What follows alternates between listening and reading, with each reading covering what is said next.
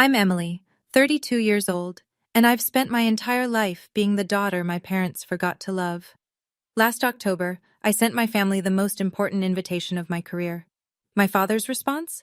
He laughed and called me just a lowly teacher. My sister said she was too busy. She had dinner plans. My mother didn't even bother to type a reply. She simply liked my sister's message and moved on. I stared at my phone for a long time that night. Then I typed back 3 words. That's fine. But what they didn't know, what none of them could have predicted, was that 48 hours later, my father would be sitting in a crowded restaurant, scrolling his phone, when his face would turn white as a sheet, because on that screen, in front of millions of viewers, was me. Before I continue, if this story speaks to you, please take a moment to like and subscribe, but only if you genuinely connect with it. Drop a comment below. Where are you watching from, and what time is it there? Now let me take you back 3 weeks before that night, to the day a single envelope changed everything. The autumn sun was setting behind Jefferson Middle School when I finished wiping down the last whiteboard. Room 214 had been my second home for 8 years now. The thank you cards from students covered an entire wall, handwritten notes in crayon, marker, and sometimes shaky pencil from kids who'd never written a letter before me. I was collecting my bag when my phone buzzed. Mom. Emily, honey, just wanted to let you know, Victoria won her case today. The big one. You know, the pharmaceutical lawsuit? I smiled genuinely. That's wonderful, Mom. Tell her I said congratulations. We're planning a dinner this weekend to celebrate. Your father is so proud. He's already called everyone. Her voice practically glowed through the speaker. That sounds nice. Oh, and before I forget, there was shuffling on her end. Actually, sweetie, I need to call Vicky back. She's waiting. We'll talk later, okay? Sure, Mom. I actually had something to... The dial tone cut me off. I stared at the phone. The screen faded to black. On my desk sat an unopened envelope. Thick cream paper. Official seal from the U.S. Department of Education. I'd been carrying it in my bag for 2 days, waiting for the right moment to share the news. I picked it up again. Ran my thumb across the embossed letters. National Teacher of the Year Selection Committee. Inside was an invitation that most educators never receive in their entire careers. I was one of 4 finalists in the country. The ceremony would be in Washington, D.C. The Secretary of Education would present the award. C-SPAN would broadcast it live. I looked at the thank you cards on my wall. At least someone thought I mattered. This wasn't the first time I'd been cut off mid-sentence. 3 years ago, at my master's graduation, Dad and Mom arrived 2 hours late. Traffic, they said. But the next morning, I overheard Mom on the phone bragging to Aunt Patricia. We made it just in time for Victoria's Bar Association dinner last night. She looked stunning accepting that award. They'd left my ceremony early. They never told me. 2 years ago, on my 30th birthday, no one called. Not Dad, not Mom, not Victoria. 3 days later, Mom texted, "Oh, honey, was your birthday last week? Time flies. Let's do lunch soon." We never did. Last Christmas, Victoria announced her promotion to senior associate. Dad opened a bottle of his special occasion wine, the one he'd been saving for 15 years. When I mentioned that my students had raised enough money to buy new books for the school library, he nodded absently and asked Victoria about her bonus. I learned to stop expecting, but this letter, this was different. I read it again, slower this time.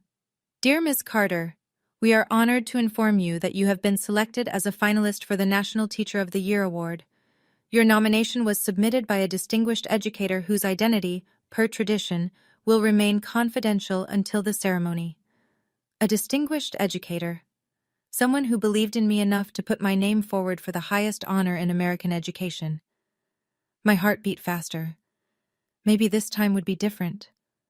Maybe if they saw the official invitation, the government seal, the words Washington, D.C., and Secretary of Education, maybe then they would finally understand. I opened my family group chat and started typing. A week passed. I carried that invitation everywhere, in my bag, on my nightstand, in my heart. I read it so many times the creases started to wear thin. Finally, I decided it was time to tell my family. I rewrote that message 11 times. The first draft was too long. 3 paragraphs explaining what the award meant, how rare it was, how the Secretary of Education would be there. I deleted it. Too desperate. The second was too short. "Hey, I'm up for an award. Want to come?" That felt like I was already apologizing for asking. By draft 11, I'd stripped it down to the essentials. "Hi everyone, I have some news. I've been selected as a finalist for the National Teacher of the Year award. The ceremony is October 15th in Washington, D.C. It would mean a lot to me if you could be there. I've attached the official invitation with all the details. Love, Emily." I attached the PDF, the one with the Department of Education letterhead, the gold seal, the formal language about honoring America's finest educators. My thumb hovered over the send button. For a full minute, I couldn't press it. What if they said no? What if they laughed? What if they didn't respond at all? But what if, just this once, they showed up? I pressed send, then I waited.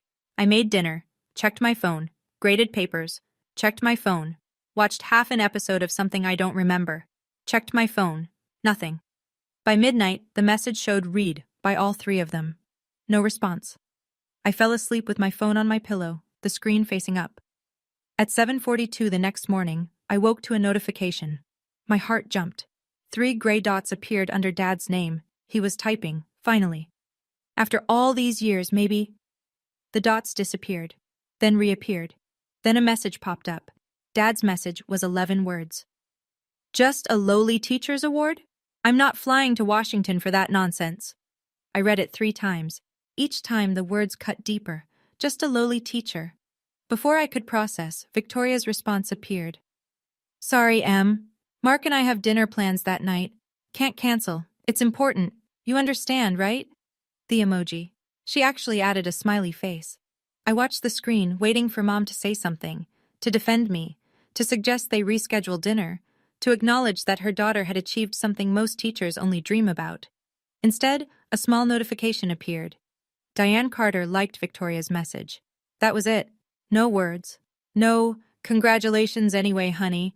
No, "We'll celebrate when you get back." Just a thumbs up on my sister's rejection. My chest tightened. The familiar ache settled in.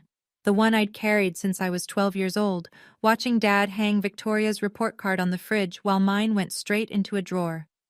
I set my phone down, picked it up, set it down again. "What do you say to people who make it so clear you don't matter?" I typed 4 words. "That's fine. No worries." I didn't cry. I'd stopped crying about my family years ago. Instead, I felt something harder settle into my chest.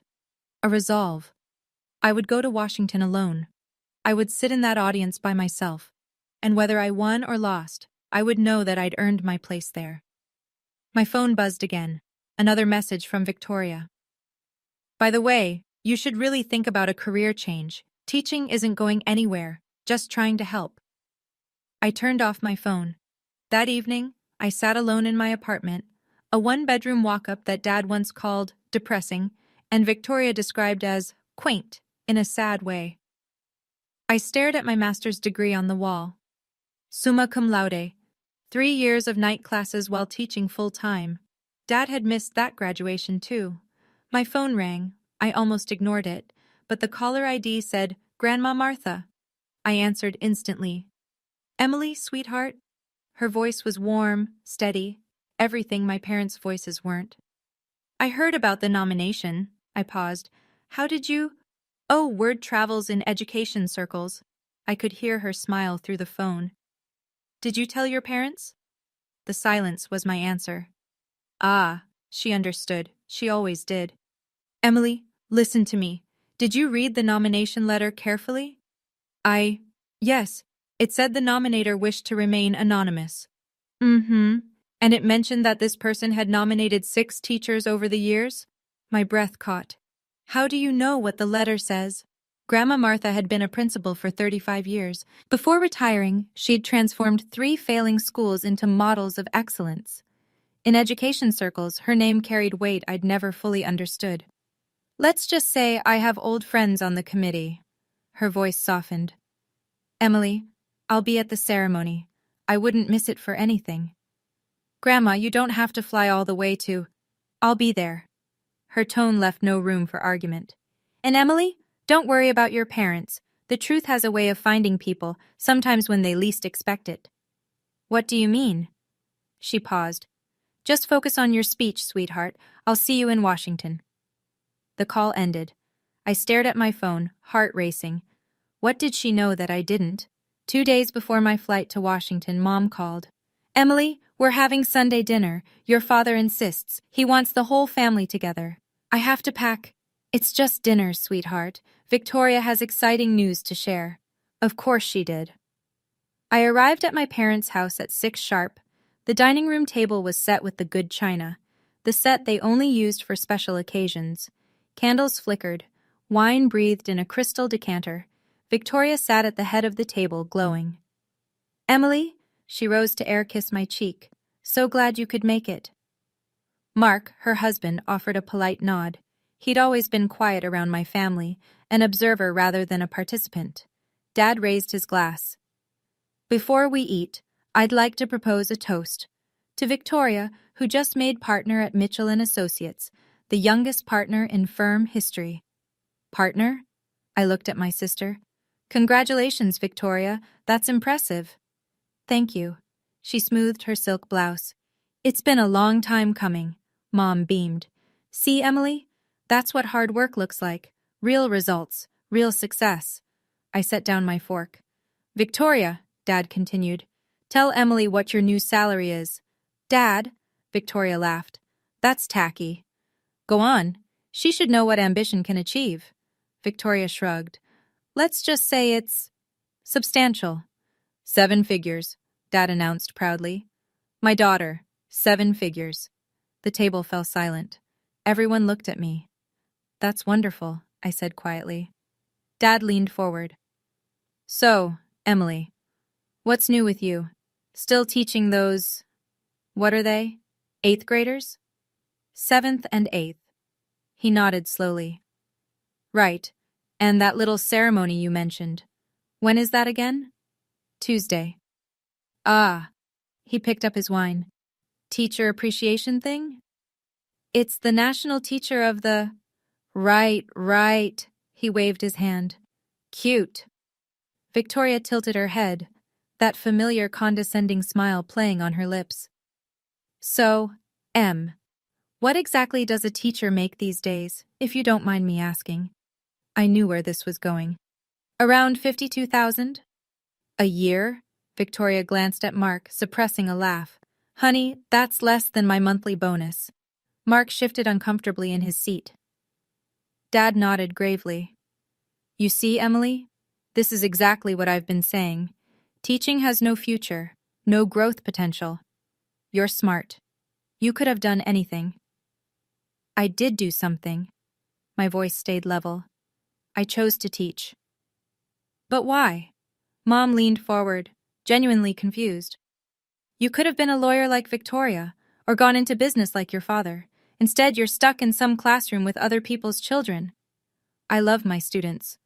Love doesn't pay the bills, Dad said. My bills are paid. Barely, Victoria sipped her wine.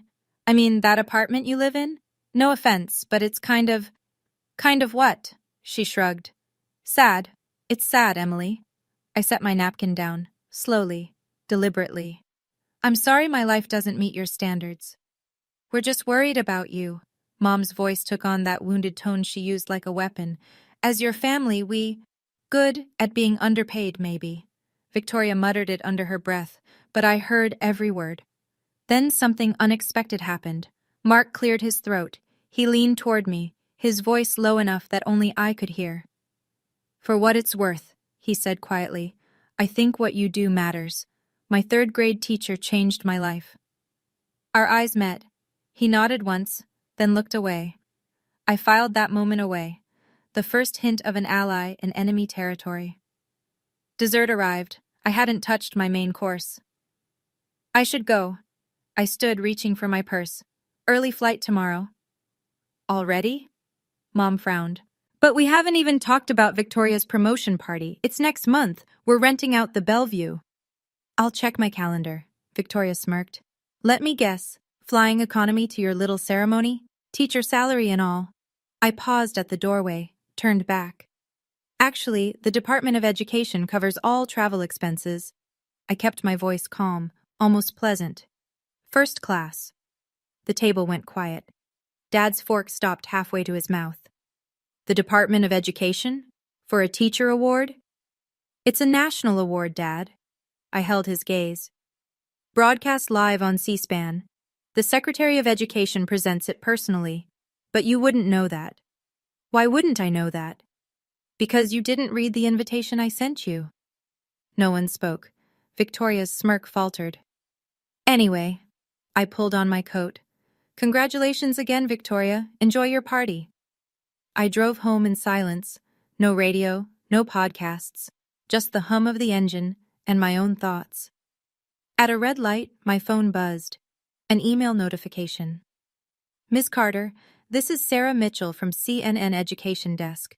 We would like to request a brief interview before Tuesday's ceremony. Your nomination has generated significant interest. Please confirm your availability at your earliest convenience. CNN. I read it twice, 3 times. My family thought I was going to some little ceremony. A pat on the back, a participation trophy. They had no idea. And for the first time, I realized I didn't want to tell them. Let them find out on their own. Some truths are better discovered than delivered. Monday morning. My suitcase sat by the door. One modest bag, carefully packed, professional dress, comfortable shoes, the speech I'd rewritten 40 times. Dr. James Walker, my principal, called just as I was locking up. Emily, I wanted to catch you before you left. His voice carried a warmth I'd come to rely on over the years. The entire school is rooting for you. We're planning a watch party in the cafeteria. Dr. Walker, you don't have to. Are you kidding? Jefferson Middle School has never had a National Teacher of the Year finalist. This is historic. He paused. Emily, do you know who nominated you? The letter said they wished to remain anonymous. Well, I've been in education for 30 years, and I hear things. His voice dropped slightly. The person who put your name forward, she's a legend in our field. She's only nominated 6 teachers in her entire career. My pulse quickened. 6? All 6 won. I gripped my phone tighter. Who is she? I can't say for certain, but Emily, she was a principal for 35 years.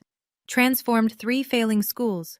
The Secretary of Education calls her personally for advice. He let that sink in. Whoever nominated you didn't do it lightly. They saw something extraordinary. Dr. Walker? Go to Washington. Hold your head high. And Emily? His voice softened. Your family may not understand what you've built, but we do. Your students do. And that matters. I hung up, my mind racing. A woman, a legendary educator, 35 years as a principal. It couldn't be. My phone buzzed. A text from Grandma Martha. Safe travels, sweetheart. Can't wait to see you tomorrow. I have a few old friends who are very eager to meet you. Old friends? What was she planning? The flight to Reagan National was surreal. First class meant champagne before takeoff, seats that reclined fully, a flight attendant who called me Ms. Carter like I was someone important. I wasn't used to being treated like I mattered. A black car waited at arrivals. The driver held a sign with my name. He took my bag, opened my door, and drove me to the Willard Intercontinental, a hotel I'd only ever seen in movies about presidents and power brokers. The lobby gleamed with crystal chandeliers, marble floors, staff in crisp uniforms who greeted me by name. Miss Carter, welcome. Your suite is ready. If there's anything you need, anything at all, please don't hesitate. Suite, not room, suite. I met the other 3 finalists at the reception that evening. Michael Torres from New Mexico, a science teacher who'd built a robotics program in an underfunded district. Priya Sharma from Michigan, an ESL teacher helping immigrant children find their voice. David Okonkwo from Georgia, a special education teacher who'd developed new techniques for nonverbal students. We were all nervous, all humbled, all slightly overwhelmed. Can you believe this? Priya whispered, gesturing at the room full of education officials and policymakers. Yesterday I was grading spelling tests. Michael nodded. My principal had to convince me the nomination letter wasn't a scam. We laughed. The relieved laughter of people who'd spent their careers being underestimated. Then someone handed me a program for tomorrow's ceremony. I scanned the list of attendees, committee members, education secretaries from 12 states, university presidents. Then I saw it. Guest of honor, Martha Reynolds. Not guest, not attendee, guest of honor. My grandmother wasn't just coming to support me, she was being honored herself. What had she done? What was happening tomorrow? I found her in the hotel lobby the next morning. Grandma Martha sat in a wingback chair by the window, morning light catching the silver in her hair. At 84, she still carried herself like the principal she'd been. Straight-backed, sharp-eyed, commanding respect without demanding it. She rose when she saw me. Her embrace was fierce. "My girl," she whispered. "My brilliant, beautiful girl." "Grandma." I pulled back, searching her face. "What's going on? Why are you the guest of honor?" She smiled, the smile of someone holding a wonderful secret. "Sit with me, Emily." We settled into adjacent chairs. She took my hands in hers. "I've been watching your career since the day you stepped into your first classroom." Her eyes glistened. "Every student you saved, every parent who told me how you stayed late to help their child, every colleague who said you made them want to be a better teacher. You collected stories about me?" "I collected evidence." She squeezed my hands. "Emily, 6 years ago, I wanted to nominate you. But you weren't ready. You hadn't found your voice yet. So I waited." My throat tightened. The nomination letter said, 6 teachers, 30 years, all 6 won. She nodded. "I don't submit names lightly. When I recommend someone, the committee listens, because they know I've done my homework." "Grandma?" "There's more." She leaned closer. "Tonight, during the ceremony, a former student will speak about each finalist. I arranged for one of yours to be here, someone whose life you changed." "Who?" "You'll see." Her eyes sparkled. "And Emily, don't worry about your parents. They'll see the broadcast. The whole country will. And when they do, they'll finally understand what they've been too blind to notice." She kissed my forehead. "Now go practice your speech. You're going to need it." While I was preparing in Washington, 300 miles away in Philadelphia, my sister was having lunch. I didn't know this at the time. I learned about it later, from screenshots that would eventually make their way across social media, shared by people who'd been at that table. Victoria had chosen Tallulah's table, an exclusive spot where reservations were booked a year in advance. Her companions were 3 fellow lawyers from rival firms, women she networked with, competed against, and occasionally befriended. One of them, Megan Cross, glanced up from her salad. "Hey, isn't your sister a teacher? I saw something online about a national award ceremony today." Victoria waved dismissively. "Oh, that? It's just some teacher appreciation thing. You know how those are. Everyone gets a trophy." "But National Teacher of the Year?" Another woman, Joanna Price, looked skeptical. "That sounds pretty significant." "Please," Victoria laughed. "It's not like she's winning a Nobel Prize. It's just teaching." Megan and Joanna exchanged glances. "Teaching is actually really hard," Megan said carefully. "My son's 3rd-grade teacher basically saved his life." Victoria sipped her wine. "I'm sure Emily's fine at what she does, but let's be honest. If she had real ambition, she wouldn't have settled for a $50,000 salary and a classroom full of other people's children." The table went quiet. What Victoria didn't know, what no one at that table told her, was that Joanna Price wasn't just a lawyer. Before pivoting to law, she'd spent 5 years as an education reporter for the Philadelphia Inquirer. She still had contacts there, and she had her phone out, typing notes about the conversation. Some people dig their own graves with their words. They just don't realize it until the dirt starts falling. That evening, October 15th, 6:47 p.m. Eastern Time, the Carter family arrived at Parc Brasserie, a French restaurant on Rittenhouse Square. Victoria had reserved the best table, window view, white tablecloth, a bottle of Dom Perignon chilling in a silver bucket. "To Victoria," Dad raised his glass. "Partner at 36. I couldn't be prouder." "To Victoria," Mom echoed, her diamond earrings catching the candlelight. They clinked glasses, laughed, ordered appetizers that cost more than I made in a day. "This is how you celebrate real achievements," Dad said, leaning back in his chair. Not some certificate ceremony in a high school gym. Victoria smiled. Speaking of which, isn't Emily's little thing happening right now? Mom checked her watch. I suppose. She said it started at 7. Wonder how many people are there? Victoria snickered. 20? 30? Probably some conference room, Dad agreed. Finger sandwiches and a PowerPoint presentation. Mark, Victoria's husband, stayed quiet. He stared at his plate, jaw tight, clearly uncomfortable with the conversation. When Victoria mocked Emily's little thing, he opened his mouth as if to speak, then caught Victoria's sharp glance and looked away. You know, Mom said, I do feel a little bad. Maybe we should have sent flowers or something. For what? Victoria scoffed. She's a teacher, Mom. They hand out these awards constantly. Most improved attendance. Best bulletin board. It's meaningless. Still, she's my daughter. And she chose her path. Dad's voice hardened. We've offered her opportunities. She rejected every one. If she wants to waste her potential playing kindergarten, that's her choice. Mark cleared his throat. Actually, I think it's 7th and 8th grade. And the nomination did say National Teacher of...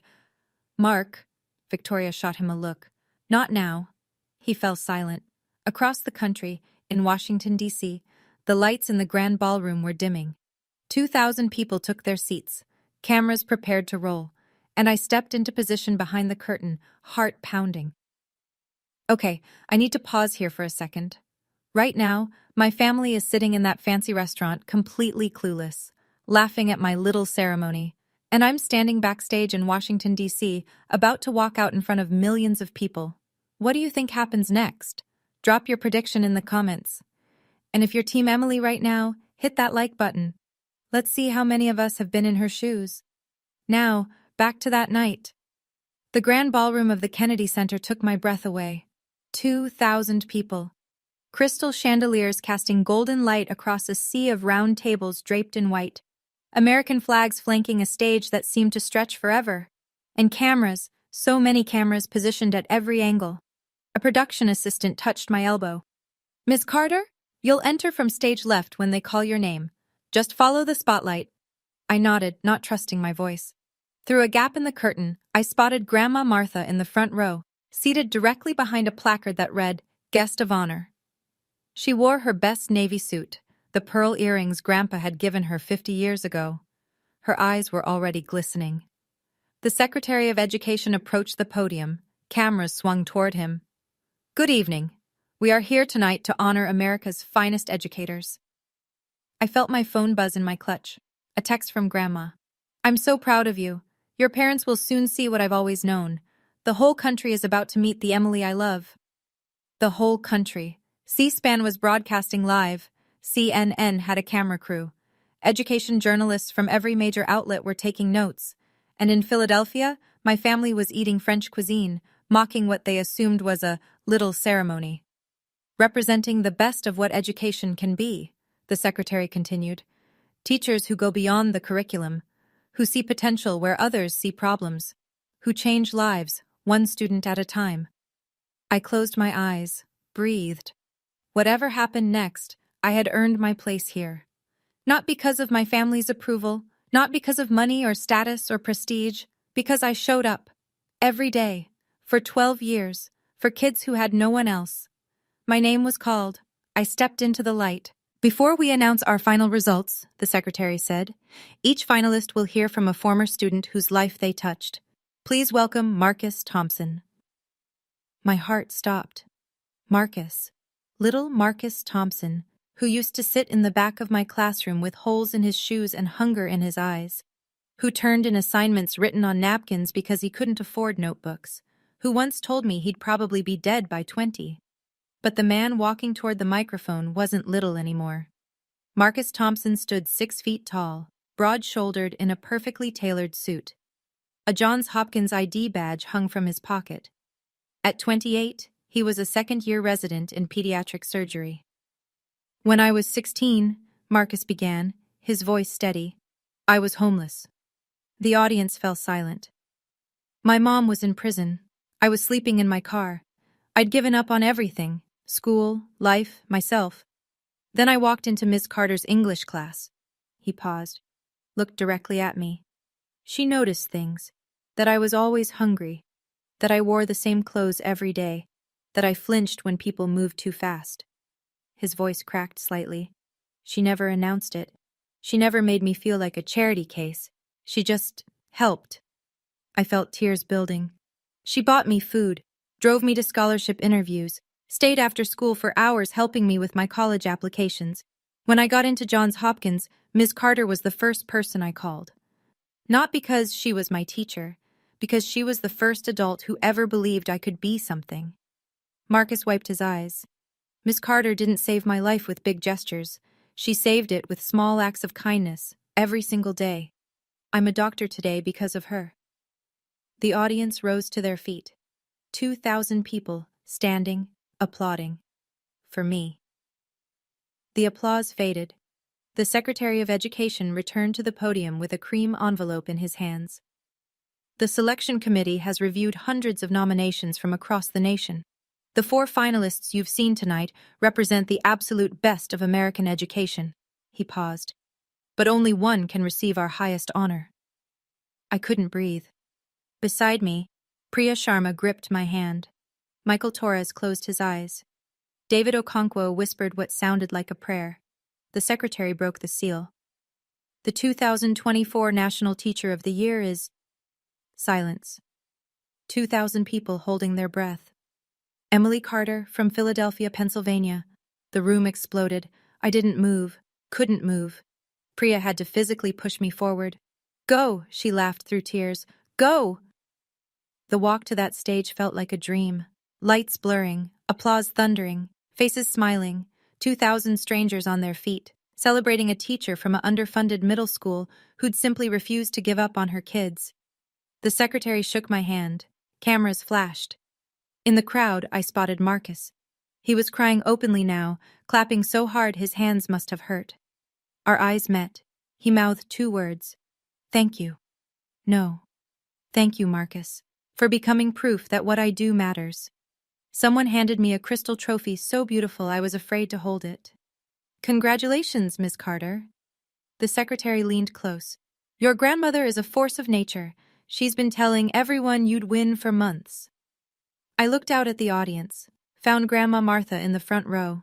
She was sobbing, openly, joyfully, her hands clasped together as if in prayer.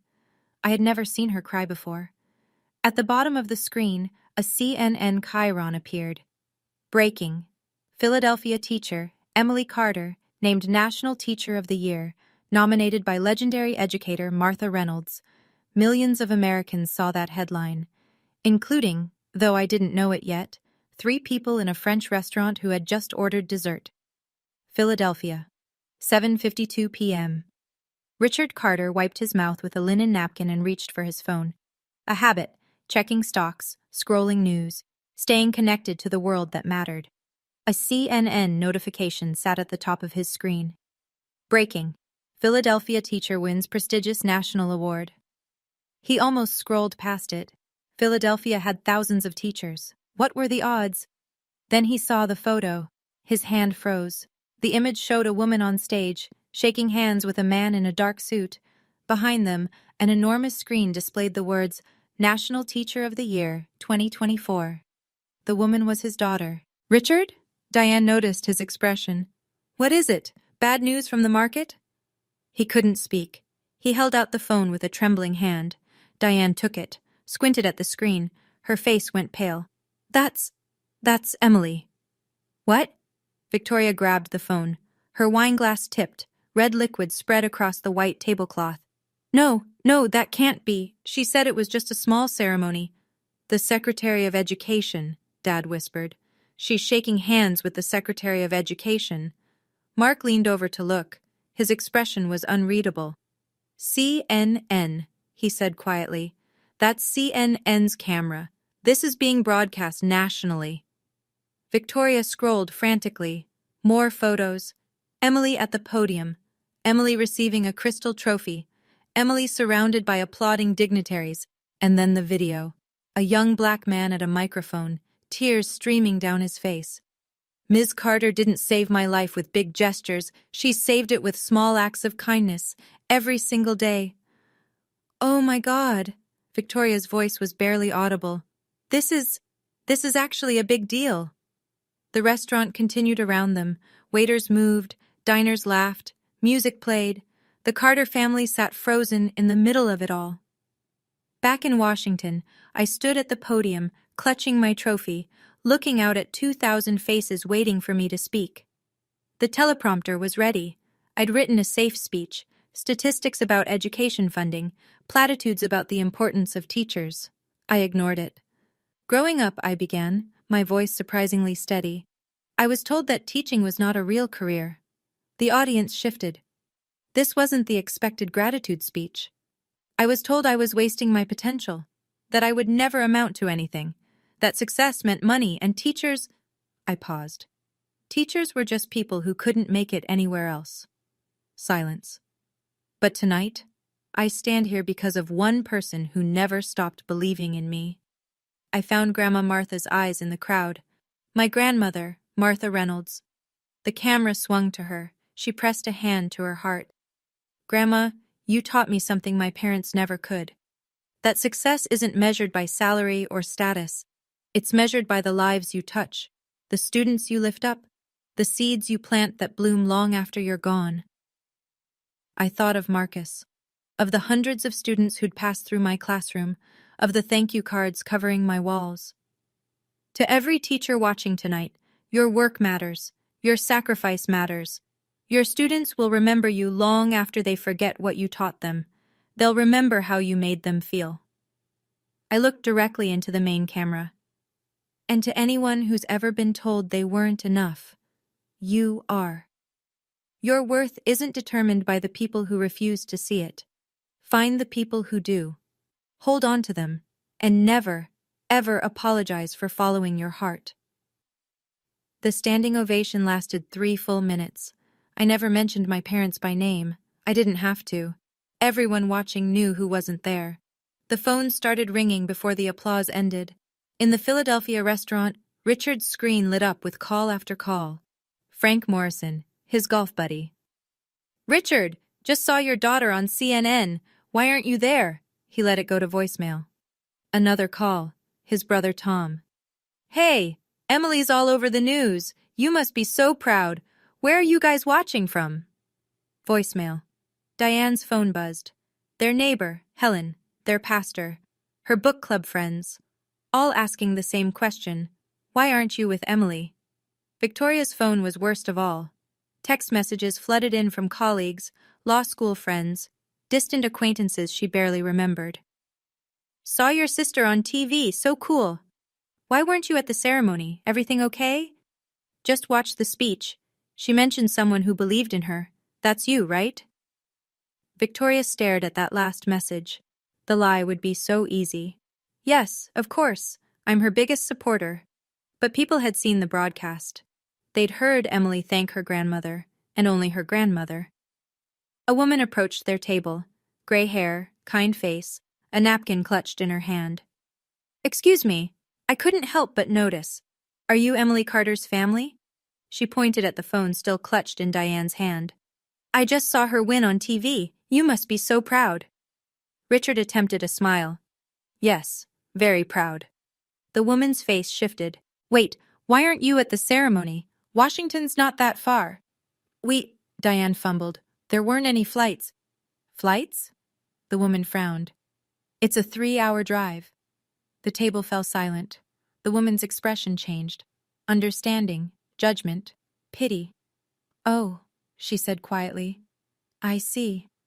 She walked away without another word. The Carter family sat in their expensive restaurant, surrounded by witnesses to their absence. Victoria excused herself to the restroom. She needed to control this. Contain it. Spin it. Her fingers flew across her phone screen.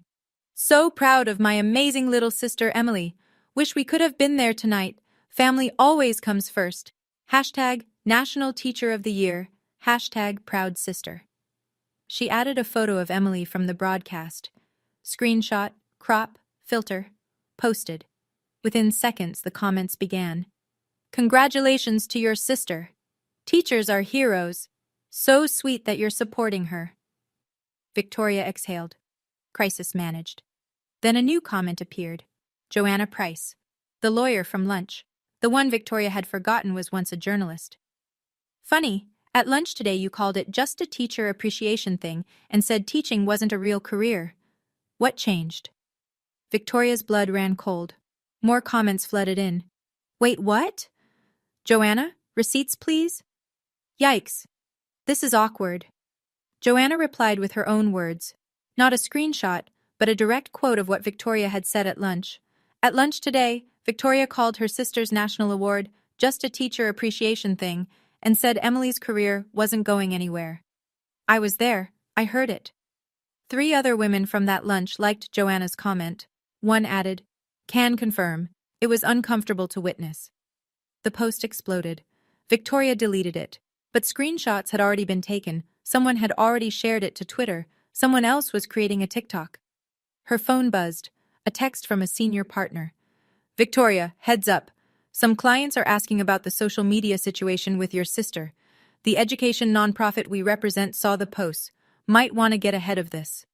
Victoria's stomach dropped. The education nonprofit. The firm's biggest pro bono client. The case she'd been assigned to lead. She typed back, handling it now. But how do you handle a truth that's already out there? Victoria's hands shook. She tried calling Emily. Voicemail. Tried again. Voicemail. A text from Mark. Maybe you should come back to the table. People are staring. She looked at herself in the bathroom mirror. Perfect hair, perfect makeup, perfect lawyer who had everything. Everything except her sister's respect. And now, possibly, everyone else's too. My hotel room was quiet. The ceremony had ended hours ago. The champagne reception, the photographs, the endless handshakes, all of it blurring together in a golden haze. Now it was nearly midnight, and I sat on the edge of my bed, trophy on the nightstand, phone face down on the comforter. I knew they were trying to reach me.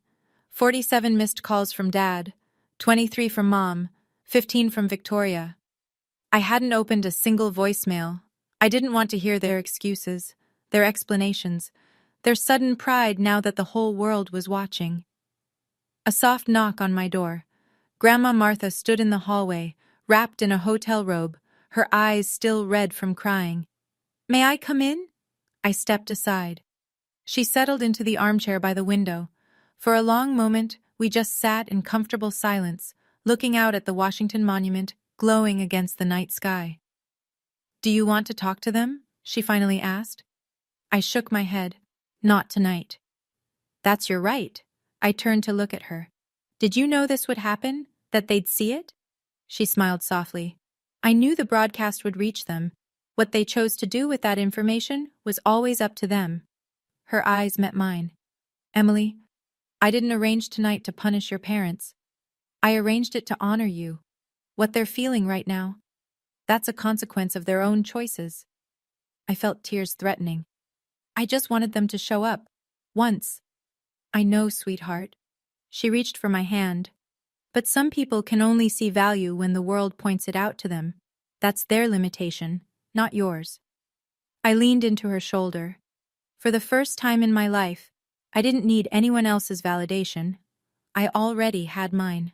1 week after Washington, the fallout continued. Richard Carter walked into his regular Tuesday golf game at Marion Golf Club.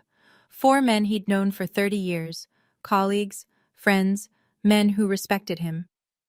"Richard," Frank Morrison called out, "how's our celebrity father doing?" The others laughed, not with Richard, at him. "I heard you missed the ceremony because you were too busy." Tom Hartley adjusted his glove. "Busy doing what? Eating French food?" Richard's face reddened. "That's not. We had a prior commitment. To celebrate your other daughter." Jim Patterson shook his head. "Meanwhile, Emily's shaking hands with cabinet members on national television. Hell of a prior commitment, Rich." Diane fared no better. At her book club that Thursday, the women who normally discussed Oprah's latest pick spent the first 20 minutes discussing Emily's speech instead. "That line about finding people who believe in you," said Margaret Sullivan. "So beautiful. Were you there when she said it?" Diane stirred her tea. "We watched from home." "From home?" Patricia Wells raised an eyebrow. But it was in Washington. That's only a few hours away. We couldn't get flights. Flights? Helen Moore laughed. Diane, you can drive there. Richard drives to New York for golf tournaments. The women exchanged glances, the kind that communicated volumes without words. Diane set down her teacup and left early. But the worst was reserved for Victoria. The screenshots had spread. Legal Twitter had opinions. A local newspaper ran a small piece. Lawyers' lunch comments about teacher sister go viral. The following Monday, Victoria was quietly removed from the education nonprofit case. It's not punishment, her supervising partner said. It's optics. The client specifically requested a different attorney. No one mentioned the social media posts directly. They didn't have to. Victoria's path to equity partner wasn't blocked. But she'd learned something important. Reputation isn't just about winning cases. It's about who people believe you are when no one's watching. Actions have consequences. Sometimes they just take a week to arrive. Quick pause. I want to hear from you. Have you ever had a moment where your family finally had to face the consequences of how they treated you?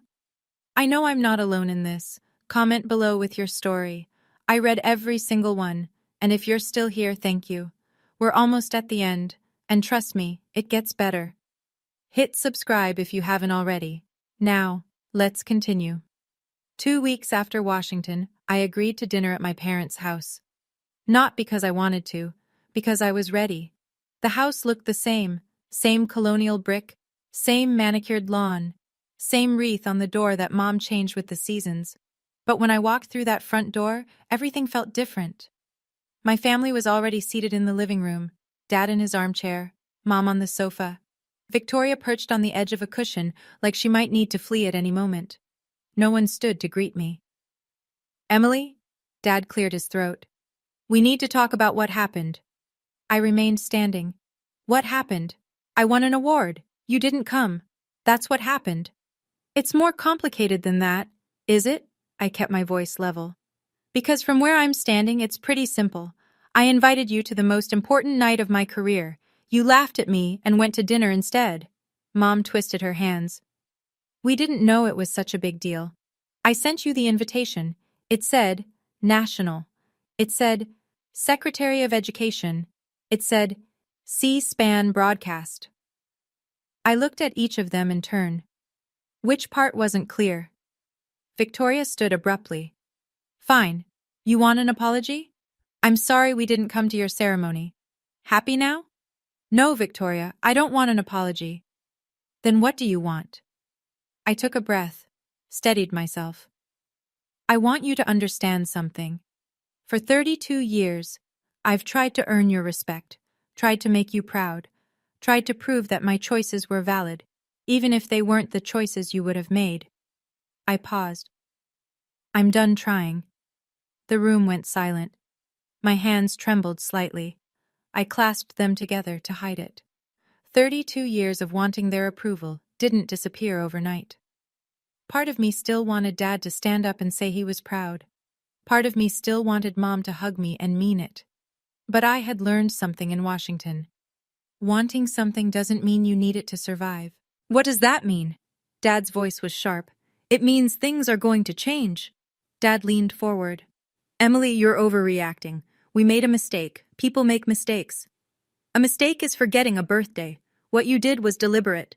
Deliberate? He scoffed. We didn't deliberately. You read my invitation.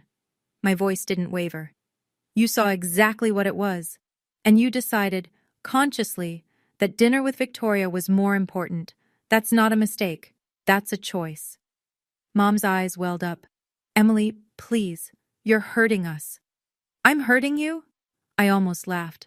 Mom, you liked Victoria's rejection.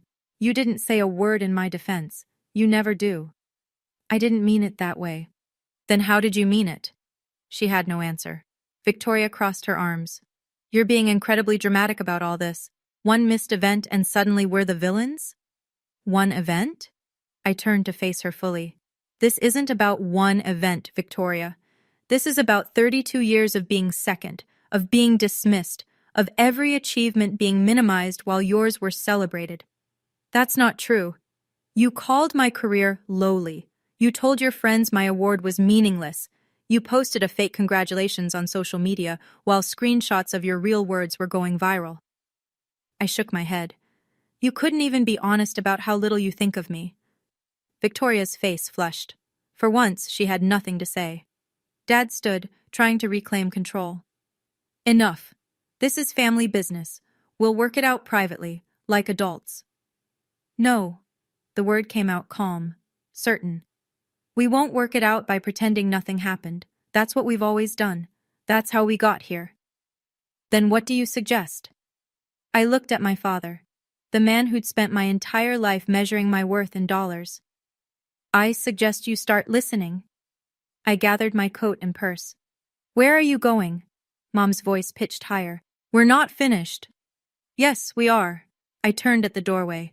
I'm not cutting you out of my life, but I'm done being the family afterthought, the one who shows up no matter how she's treated, the one who apologizes for taking up space. Emily, Dad started. Let me finish. My voice carried a strength I didn't know I had. From now on, I will attend family events when I'm treated with respect. I will answer calls when I feel like talking. I will visit when I'm welcome, actually welcome, not just tolerated. Victoria rolled her eyes. So you're giving us rules now? I'm giving myself boundaries. There's a difference. This is ridiculous. Dad's face reddened. We're your parents. You can't just— I can, and I am. I met his eyes. You spent 32 years teaching me that my worth depended on your approval. It took me too long to learn you were wrong. Mom was crying now, real tears, streaming down her face. Part of me wanted to comfort her, old habits. But another part, the part that had stood on that stage in Washington, that had heard Marcus describe how I'd changed his life, that had finally understood my own value, that part held firm. If you want to be part of my life, you need to see me, really see me.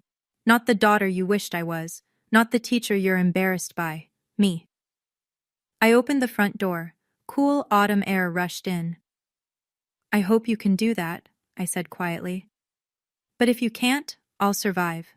I've built a good life, a meaningful life, with or without your blessing. I stepped outside. The door closed softly behind me. I didn't look back. 6 months later. Spring sunlight streamed through the windows of my new apartment, a 2-bedroom in a brownstone, twice the size of my old place. The award had come with prize money I hadn't expected, enough for a down payment on a real home. I stood in my kitchen preparing lesson plans, coffee steaming beside me. On the wall hung a framed photo from Washington. Grandma Martha and me, arms around each other, both of us crying and laughing at the same time. My phone buzzed. Marcus. Ms. Carter, I matched. Pediatric surgery at Stanford. I nearly dropped my coffee. Marcus, that's incredible. I couldn't have done it without you. I wanted you to know before I posted anywhere. After we hung up, I sat with that feeling. Pride, purpose, the kind of satisfaction no salary could buy. My calendar showed a speaking engagement next week, a keynote at the National Education Association conference. 3,000 teachers from across the country coming to hear me talk about finding meaning in work that matters. The school had thrown me a party when I returned from Washington. Students made signs. Parents brought food. Dr. Walker presented me with a plaque that now hung in room 214. In April, I was invited to the White House. The president himself shook my hand in the Rose Garden, a tradition for National Teachers of the Year. Thank you for what you do, he said. I thought about my father, who once called my career lowly. I wondered if he was watching. Me, Emily Carter from Philadelphia, shaking hands with the First Lady of the United States. My family still called sometimes. Mom more than Dad, Victoria rarely. I answered when I felt like it. That was the difference. I no longer waited by the phone, hoping for their approval. I no longer adjusted my life around their opinions. I had found my people, my purpose, my peace. That was enough. That was everything. On my desk sat a letter from the Department of Education. They wanted to film a short documentary about Grandma Martha and me, 2 generations of educators, the legacy we'd built. Beside it was a small envelope, cream-colored, no return address, but I recognized the handwriting. Dad's. I opened it slowly. Emily, I was wrong. About your career. About what matters. About you. I don't expect forgiveness. I just wanted you to know. I'm sorry, Dad. I read it twice, set it down gently. 6 months ago, this letter would have meant everything. I would have called immediately, rushed over, rebuilt bridges that were never really there. Now I felt something different. Not anger, not vindication. Peace. I would respond, eventually, when I was ready, on my terms. Outside my window, spring was awakening.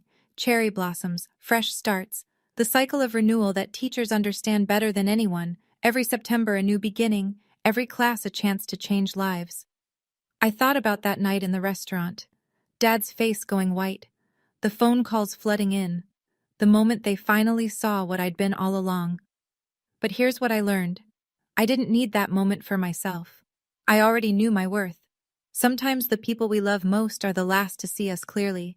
Sometimes they never do. And that has to be okay.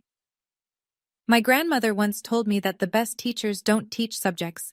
They teach students. They see potential where others see problems. They plant seeds that bloom long after they're gone. I understood now. She'd been teaching me all along. Not just how to be an educator, how to be myself. And that, in the end, was the only lesson that mattered. Looking back, here's what this journey taught me. First, your worth is not determined by the people who refuse to see it. Find those who do and hold them close. Second, walking away isn't giving up. Sometimes it's the strongest thing you can do. Boundaries aren't walls, they're bridges to healthier relationships. And third, the best revenge isn't dramatic. It's living well, authentically, and on your own terms. If my story resonated with you, I'd love to hear yours. Drop a comment below and share a moment when you finally chose yourself over someone else's expectations. And if you want more stories like this, there's a video in the description I think you'll love. Thank you for staying until the end. See you in the next one.